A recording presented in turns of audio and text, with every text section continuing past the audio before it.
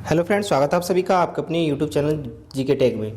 तो फ्रेंड्स, आज की वीडियो काफ़ी इंपॉर्टेंट होने वाली है। आज हम कवर करेंगे, देखिए, नाटो के ऊपर जितने भी क्वेश्चन बनेंगे, डेफिनेशन बनेगी, उसको समझेंगे कि नाटो क्या है। ठीक है, महत्वपूर्ण जानकारी है।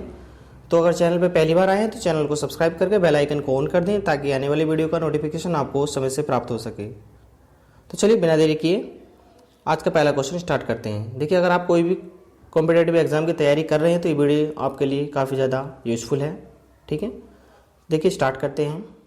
सबसे पहला टॉपिक है कि नाटो क्या है। ठीक है, वीडियो को अच्छे से देखना है बिना स्किप किए।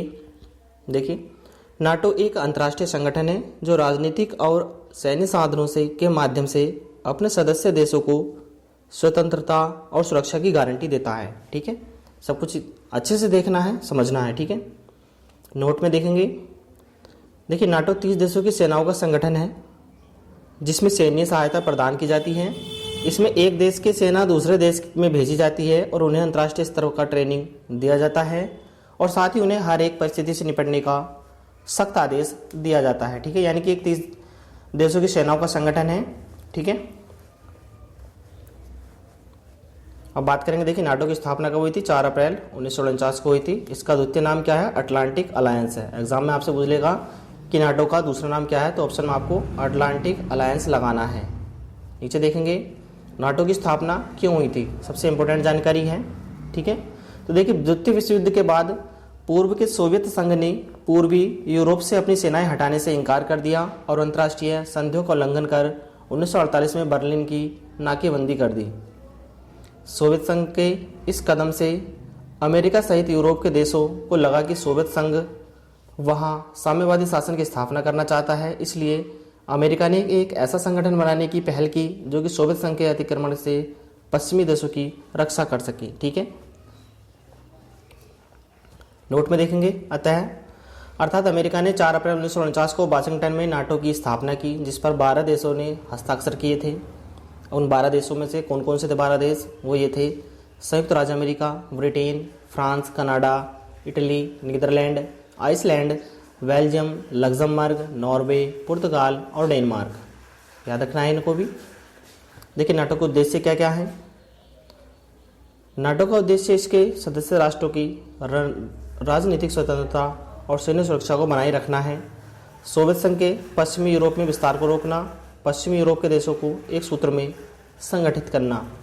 कुल मिलाकर इस संगठन का मुख्य उद्देश्य सोवियत संघ के खिलाफ पूरे विश्व समुदाय को एकजुट करना और अमेरिका के प्रभाव को बढ़ाना था।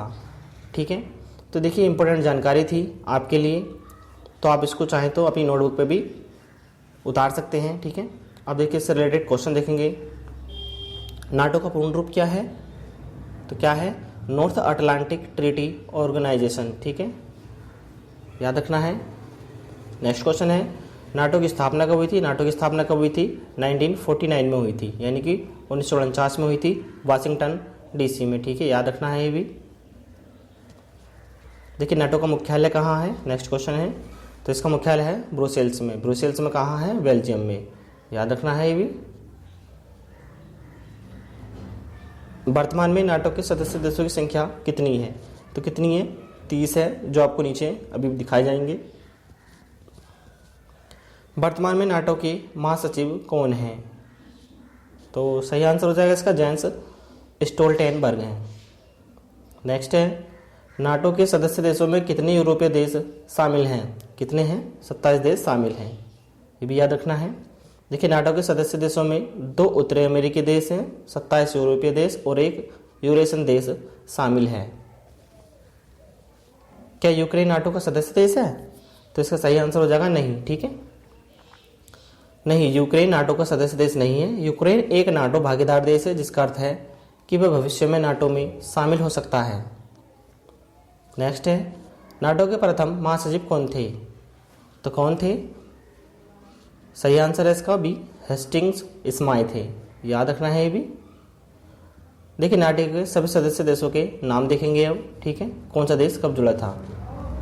तो अमेरिका कब जुड़ा था? 1949 में, यूके 1949 में, ये भी बेल्जियम भी 1949 में, और कनाडा 1949 में, डेनमार्क 1949 में, फ्रांस भी 1949 में जुड़ा था, ठीक है। आइसलैंड 1949 में जुड़ा था, ठीक है। और इटली भी 1949 में, पुर्तगाल भी 1949 में, लग्जमबर्ग भी 1949 में जुड़ा था, नॉर्वे भी 1949 में, और नीदरलैंड भी 1949 में, और तुर्की 1952 में, ग्रीस भी 1952 में, पश्चिम जर्मनी 1955 यानी कि 1955 में। बात करेंगे स्पेन की, तो स्पेन कब जुड़ा था? ये जुड़ा था 1982 में, और पोलैंड 1999 में, हंगरी 1999 में, चेक गणराज्य भी 1999 में जुड़ा था।